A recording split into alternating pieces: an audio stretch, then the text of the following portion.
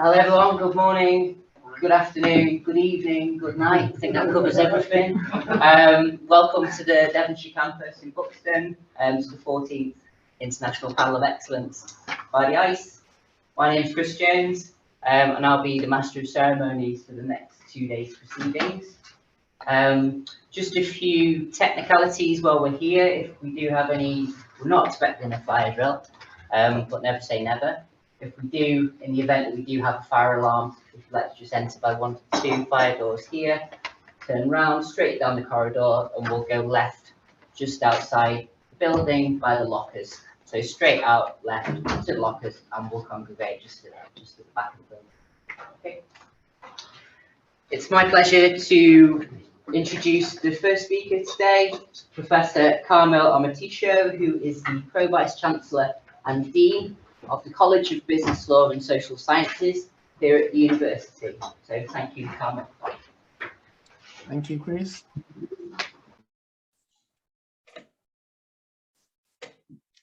Well, we say good day to everyone or good evening to everyone. I would like to warmly welcome you all to the University of Derby and to this historic Dome campus here in Buxton.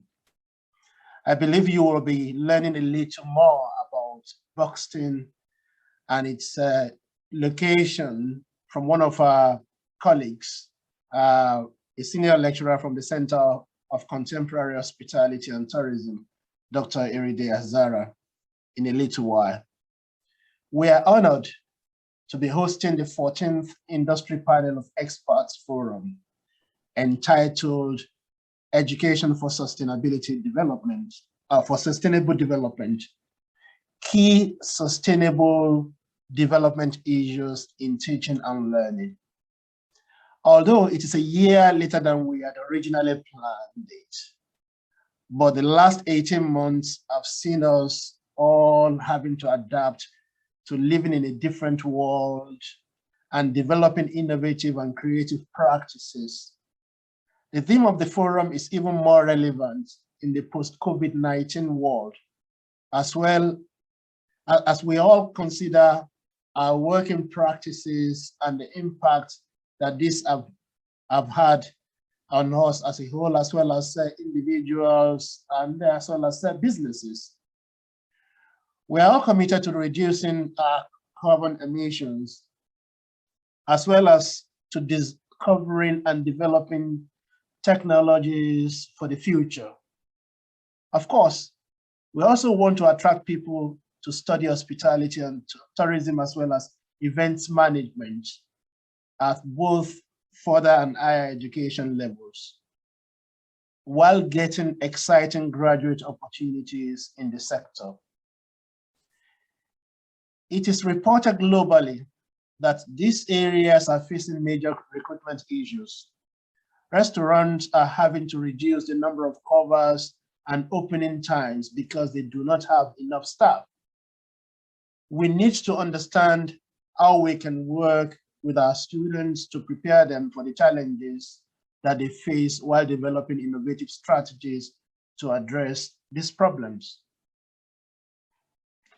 Our undergraduate bachelor programs here at Derby have just been revalidated and developed in line with the UN Sustainable Development Goals. This is how important we feel sustainability is to our future graduates and businesses. Our Center for Contemporary Hospitality and Tourism is part of the Derby Business School. It was the first UK institution to receive the International Center of Excellence in Tourism and Hospitality accreditation last year. The accreditation was led by Dr. Sarah Rollinson, our previous head of the Center for Contemporary Hospitality and Tourism, who I'm very glad to know is with us here today. And we would like to thank her for driving this for the center. We are honored to join the other institutions who hold this prestigious accreditation, some of whom are our collaborative partners across the world. and part of the global network of 34 higher education institutions across 17 countries, many of which are represented here today, either in person or virtually. Our tourism, hospitality, and event courses offer quality, flexibility, choice, meaningful practical experience for the aspiring business leader. From day one, students tackle real business challenges and devise innovative solutions. Over the next couple of days, you will meet some of our event management students who have been working with Isabel and Sarah to put on this event.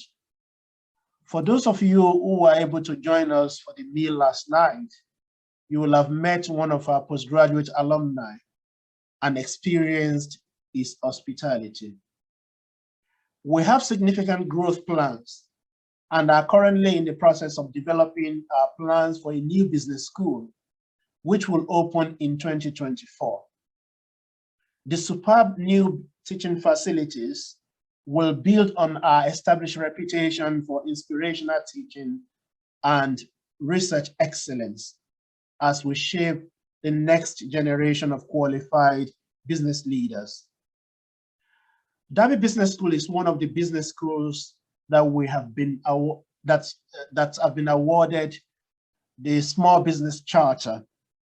This national accolade, awarded by the Chartered Association of Business Schools, is in recognition of the business school's high standard of support for SMEs and the local economy, as well as the work it does in developing entrepreneurial skills in students. We are also a full member of the European Foundation for Management Development, EFMD, a network of business schools and corporations dedicated to enhancing excellence in management education and development globally.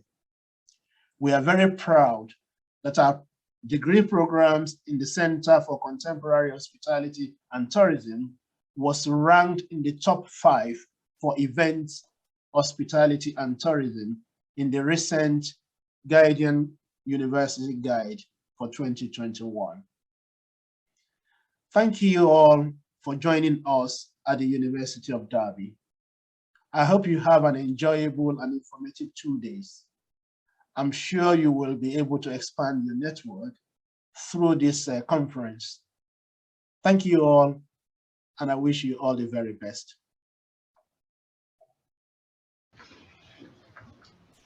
Thank you very much, Kamil. I'd now like to welcome the next speaker. We're going to get a welcome by Dr. Paul Whitelaw, who is the chair of the ICE Board of Directors, and I believe Paul is joining us from Melbourne today. So thank you, Paul. Thank you, Chris. Being remote, it's not really appropriate for me to welcome you to Derby, or even perhaps the IPoE, but nonetheless, in my role of chair, I'd like to take this moment in the opening proceedings to offer a heartfelt thank you to several people. However, before I do, in Australia, as part of our long and painful road to reconciliation with our First Peoples, it is customary to offer an acknowledgement of country. I am on the unceded land of the Woiwurrung and the Boonwurrung people of the Kulin Nation, and I pay my respect to their elders, past, present, and emerging. I hope for a future of recognition, respect, and reconciliation. If you look behind me, you can see the city of Melbourne, also known as Marne. Melbourne's been there for just on 160 years. The Kulin people have been there for in excess of 15,000 years. So there's some history and some reconciliation that we need to come to terms with.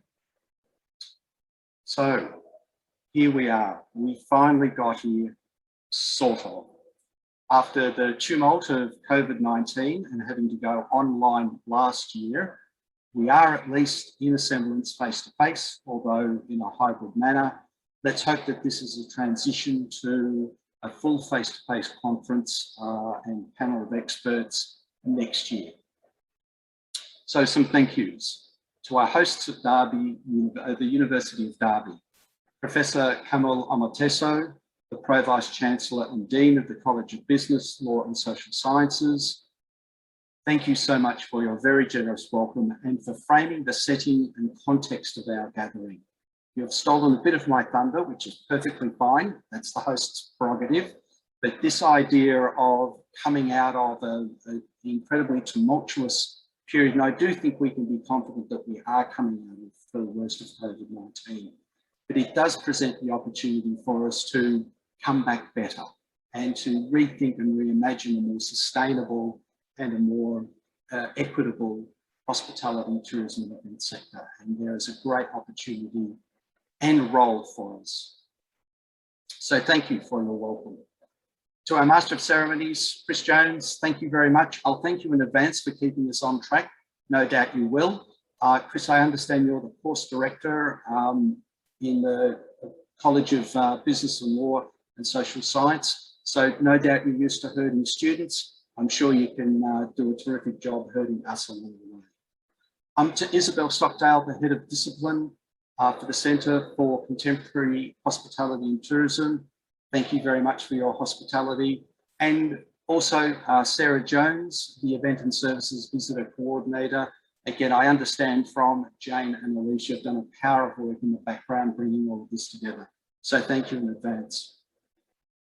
Sarah Rawlinson, how could I possibly not mention you? You have been an absolute Trojan right from the get-go. And I think the fact that we are here a year late with the hassle of the pandemic and all the challenges, the fact that we've been able to get here is testament to your persistence and commitment to the ICE and the fellowship of the ICE and the IPoE. And so I thank you very much for that. I understand we have some student volunteers, Vicky, Heather and David.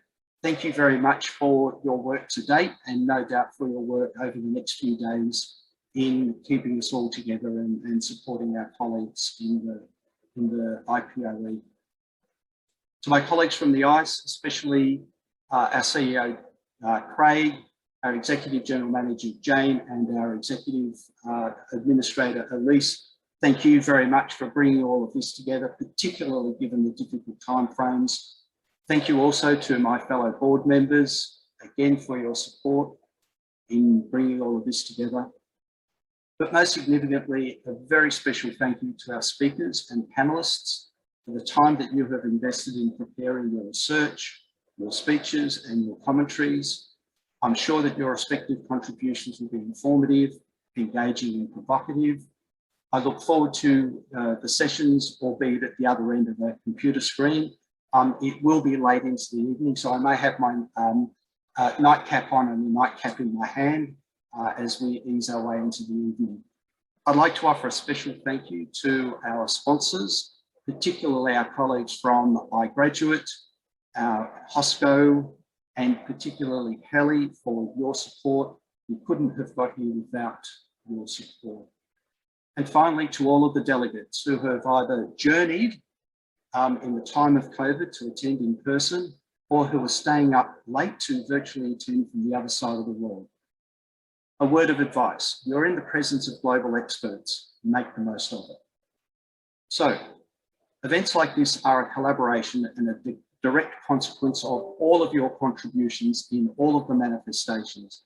And I'm deeply grateful to each and every one of you, especially given the circumstances of the COVID world. So I thank you and I wish everybody a very successful IPoE 2021 at the University of Derby in the Buxton campus. Thank you. Thank you very much, Paul, for those warm welcomes and thank yous. Herding sheep's probably quite appropriate, seeing as we're in Derbyshire, I think, and being a Welshman as well, so I'm quite used to that. Talking of keeping things on track, I don't think I'll have too many challenges because it appears that our next speaker is not actually here at the minute. So. Iride is supposed to be joining us to do a welcome to Buxton from the Devonshire Dome, but I don't believe that she is here at the moment. So, Craig, I don't know if you want to move on to the presentations or do you want to have a short break? Yeah, we can try to wait for Yeah, okay. So we'll have a short recess now, and we will resume hopefully when Iride arrives, but if not, we will move to our Business Alliance partner presentations at 9 AM. So thank you very much.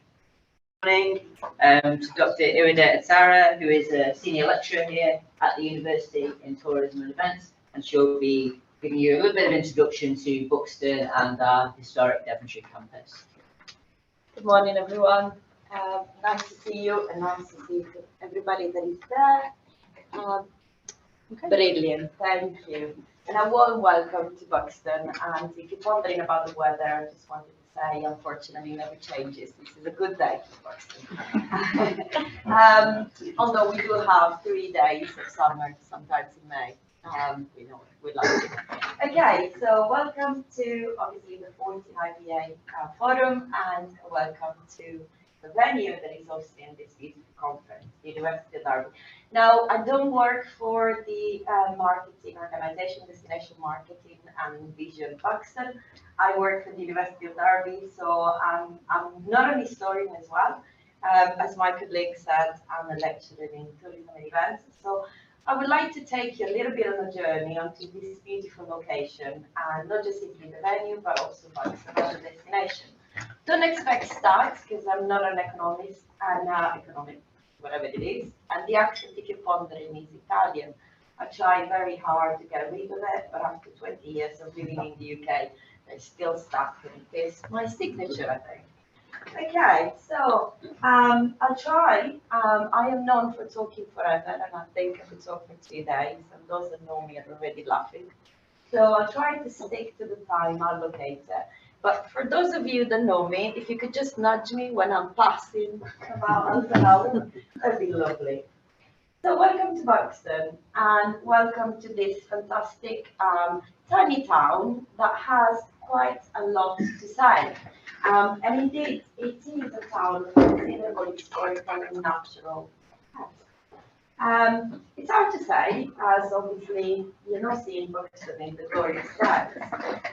But Buxton is geographically quite important. It is the highest town in the UK, and it has indeed its own microclimate.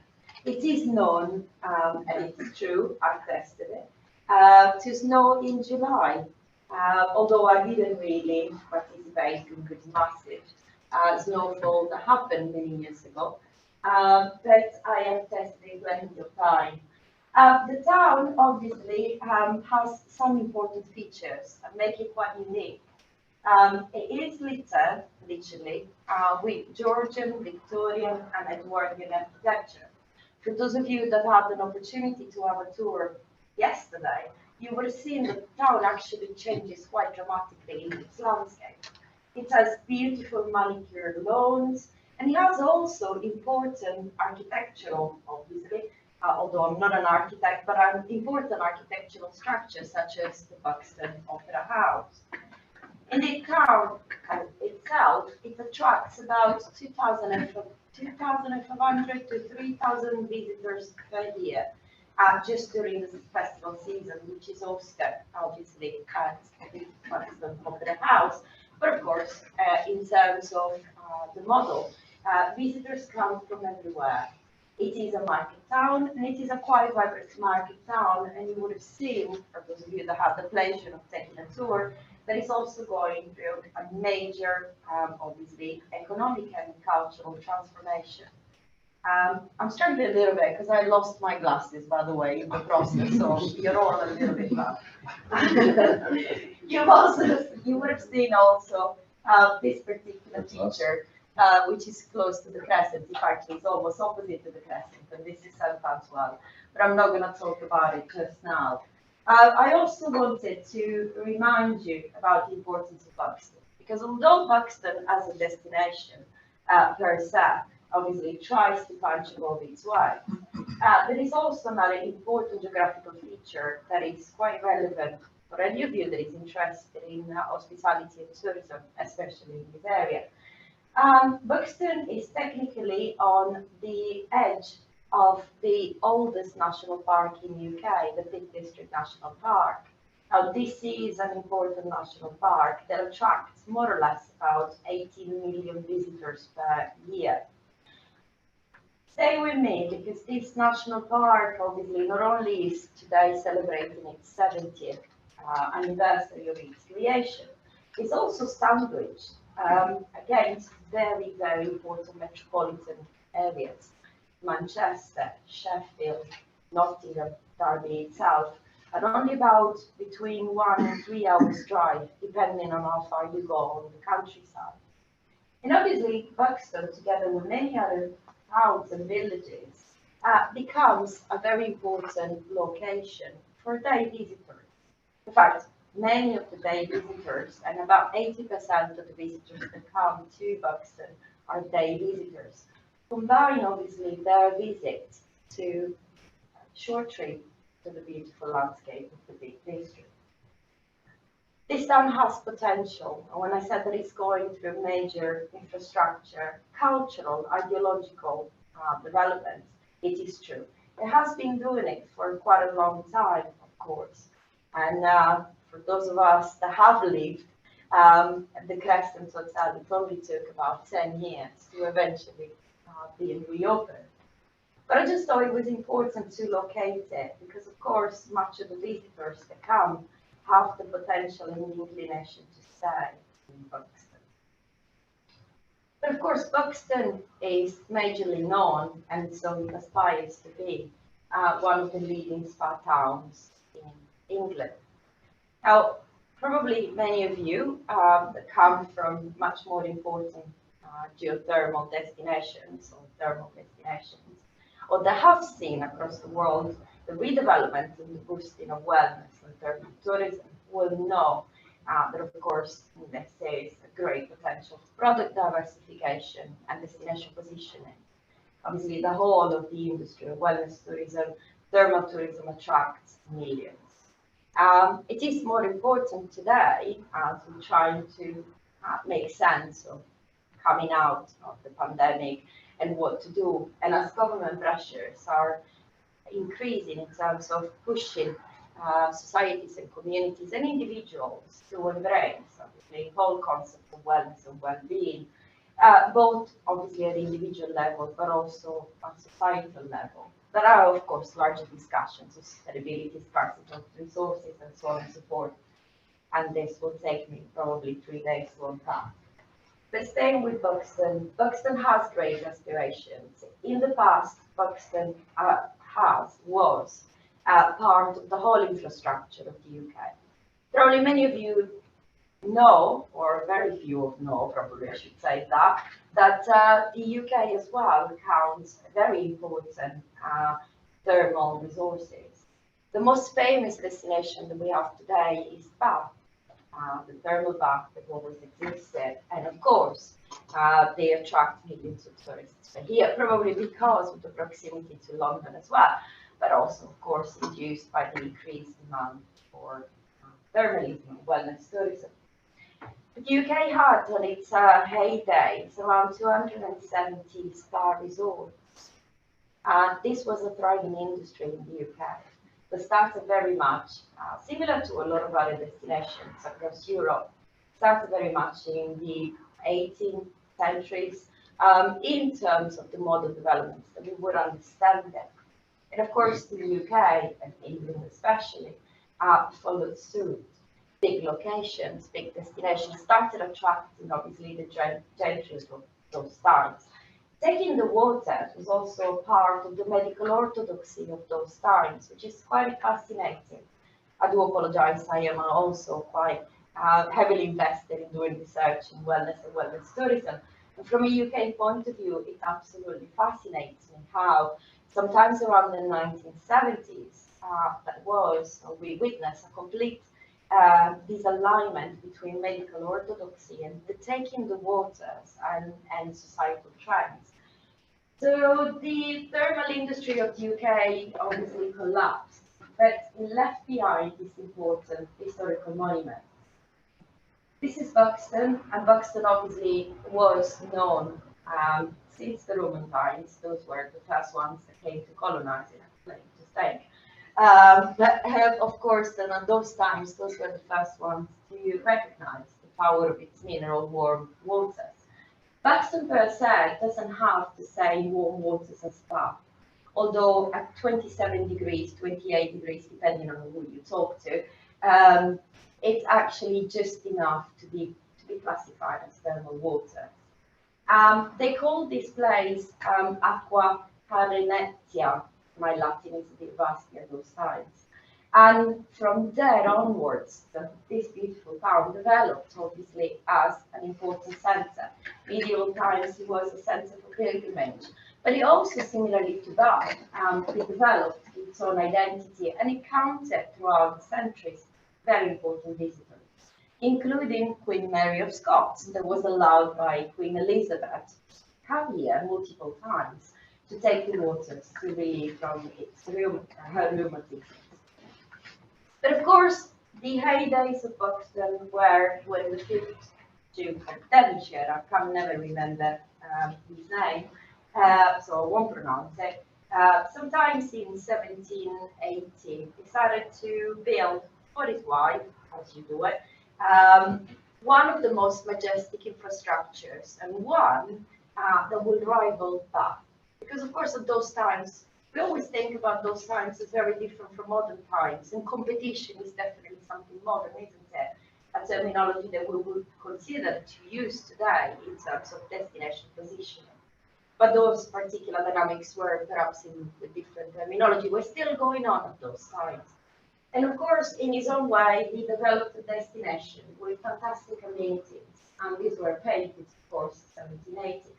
But the town developed and continued to develop and became a major touristy attraction and a thermal destination, an important one, where all the gentry came. And of course, it's still very close to Manchester, and especially with the arrival of the train station and the railway, you can still see some vestiges over there. It suddenly became a very important centre. Of course, very much hierarchical and class divided.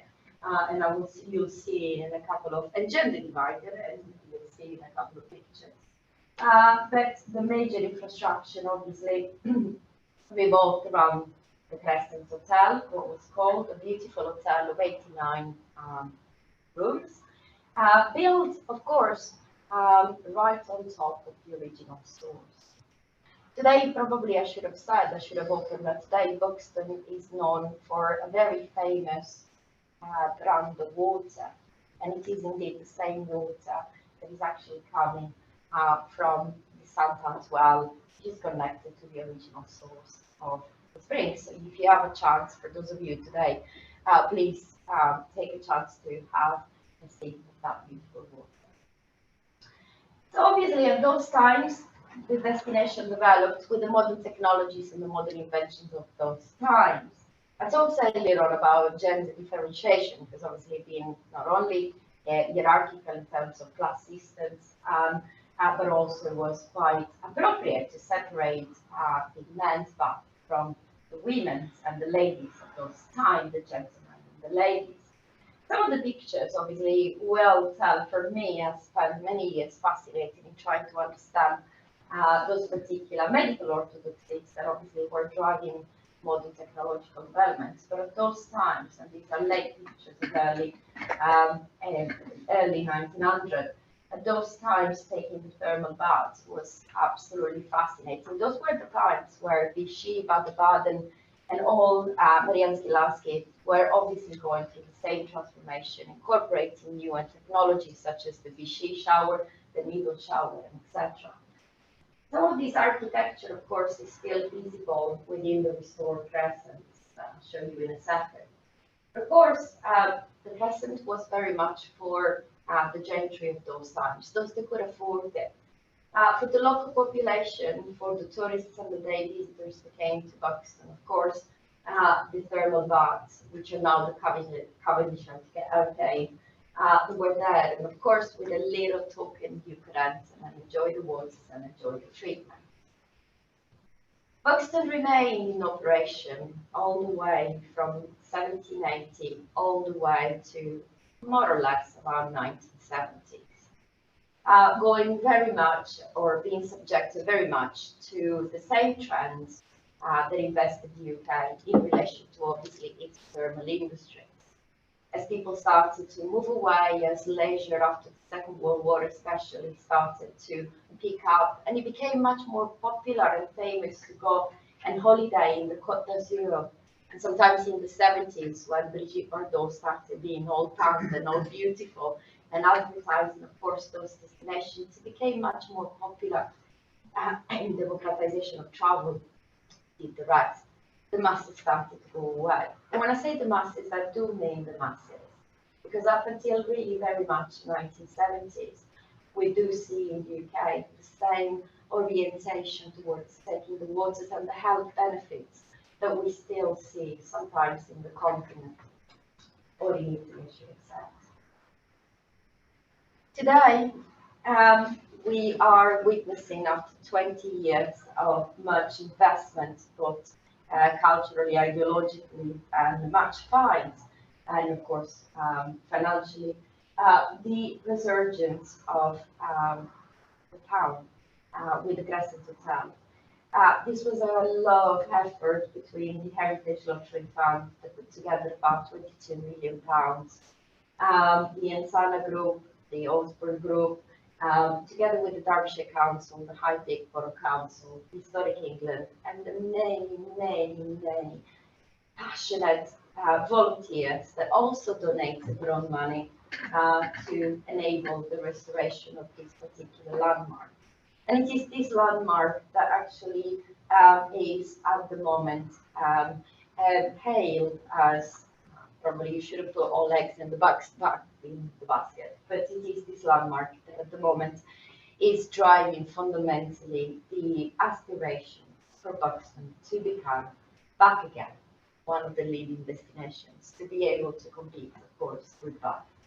We know we've got a long way to go, and I did say I don't work for Vision Buxton, but I have been working in this fantastic place and venue for many long times, maybe not the Crescent, but Buxton altogether. So I do feel that this town is at a very nice junction, and there's a lot of potential for bringing back the glorious past.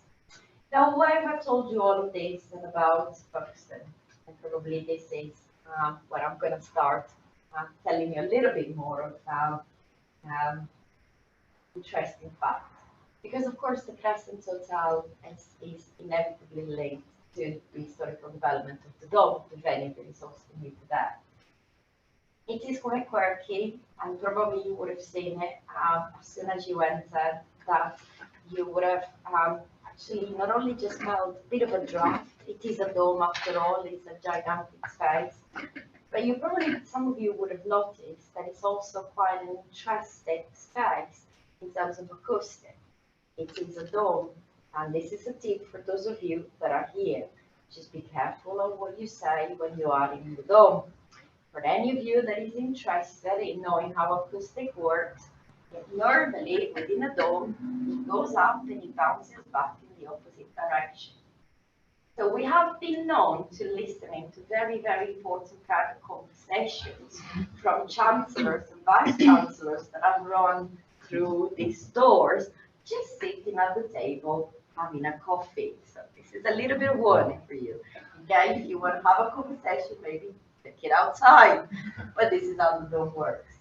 Of course, the Dome is a Grade 2 listed building, as is the house of the University of Derby and Buxton and Leigh College.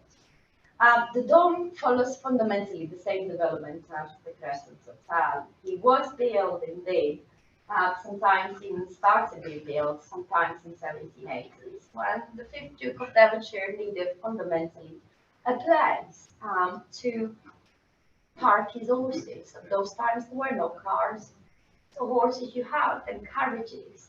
And where do you put the horses and carriages when you need to build a building? Of course, the gentry of those times that were staying in this grand hotel with fantastic chandeliers and decorations and columns needed also to have a grand space to park their cars, that's horses, well, cars, I really wanted to say. At those times, the Dome did not have as we call it, or the Devonshire Hospital, didn't have obviously its dome. It was quite flat, and it hosted about 120 hostelers, all on the top floor that could stay there and guard those very, very precious places. At that time, and I think you'll see from the pictures, this is how the dome would look like. Pretty much, I do apologize, the historical pictures, I cannot make it prettier. But this is how the dome looked like, sometimes around 1978. Of course, the dome developed, and it developed quite its own identity. And as the town grew, sometimes towards 1960, and very quickly, the dome vault started to be added.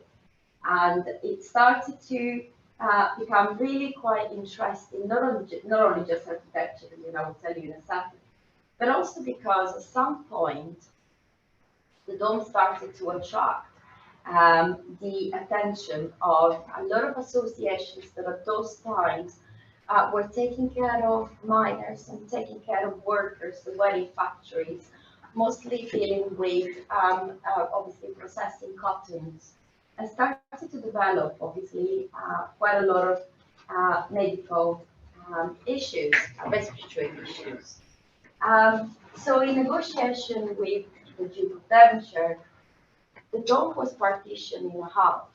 A vault was built and partitioned in half, and at some point we had horses on this side of the building, and people actually staying in Buxton and staying in beds and using the thermal spas.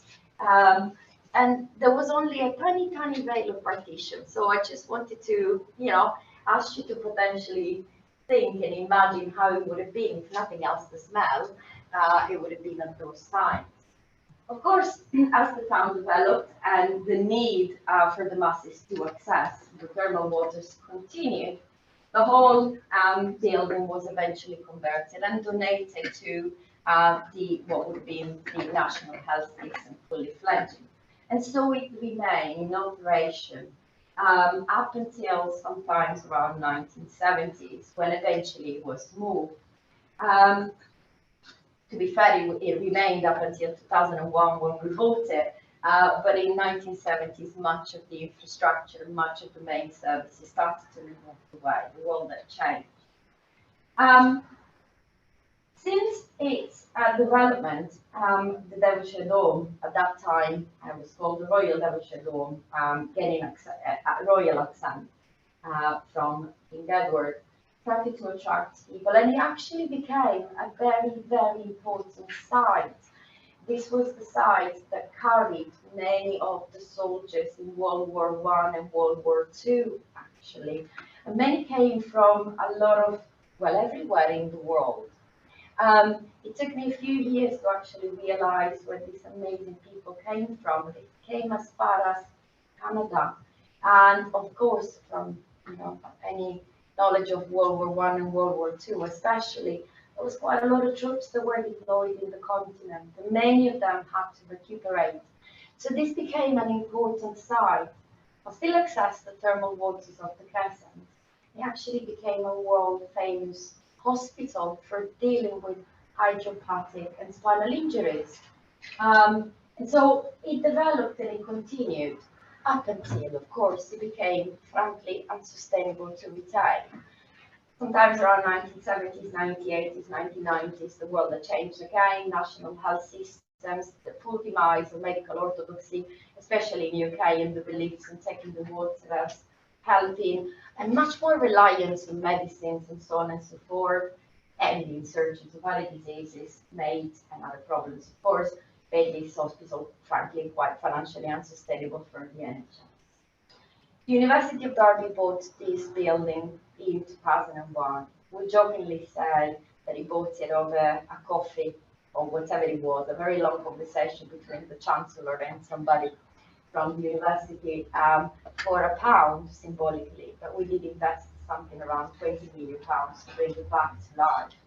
And of course, this particular building has retained, and we quite proudly are very for those of you here, please, I would urge you to go and have a look and spend some time in the dome. It's absolutely majestic. It has retained quite a lot of features. The 44 colonnades that you can still see, and the entablature that you will see as you go down on the dome floor tell better than me the story of this majestic building, together with all the insignia of those times. The vault is actually larger than St. Paul, and it has a whispering gallery. And if you remember what I told you about the acoustics of the dome, it is that one that of course creates all sorts of trouble. Of course, the dome today is home of the University of Derby, and we hope that we've done service to this great building that has so many stories to tell. And I know that some of you are also interested in ghosts. So you might want to catch me today. I spent about 20 years trying to work it out. There are many, also in this room, by the way, if you want to know. But of course, today it's a fantastic building that obviously welcomes students from all over the world. It's a fantastic conference venue. It is obviously a fully thriving commercial spa. And I guess that is no better ending than the quote from Her Majesty, well, Her Royal Highness, there's no Majesty just as yet, Her Royal Highness Prince Charles, when he opened this building in 2005. Big momentum also because a little Italian didn't really quite know how to bow, and I didn't know that it was so complicated to have all the epithets, etc., etc. But I think, as he said it, that by God, it's worthwhile in the end to turn a building that has and represents majestic history and heritage into something that is alive and thriving today. Okay.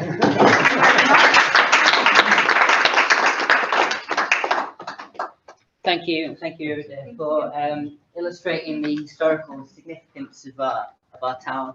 I've worked here for 8 years, and this is the first I'm learning of it, so thank you very much. That brings us to 9 o'clock, so we'll move on to the next part of the day. So this is our ICE Business Alliance partner presentations. So without further ado, I would like to welcome our first speaker who is joining us remotely today. I'd like to welcome... Actually, sorry, if I can interrupt for a moment, we actually need to end this session and jump into the next webinar. Each session's a different webinar. Okay, excellent. Thank you. So I will start that one. We'll start next one. Yes, to start, we'd just like to say quickly thank you to all that have joined this webinar. We have BMI HMS, William Angliss, Melbourne Polytechnic from Australia, Saxion Hotel School, the Netherlands, FEU, LPU and UST in Philippines, Hong Kong Poly in Hong Kong, HTMI in Switzerland, EVA in Austria, USP in Fiji, Zhongfeng Singapore, Dasatani and MFU in Thailand, Perry in Malaysia, Peter Ryan in the UK, Peter Russell in the UK, Peter Ryan and Scott Richardson in Australia. So thank you everyone for joining this session, and hope you can all join us in the next session. Thank you.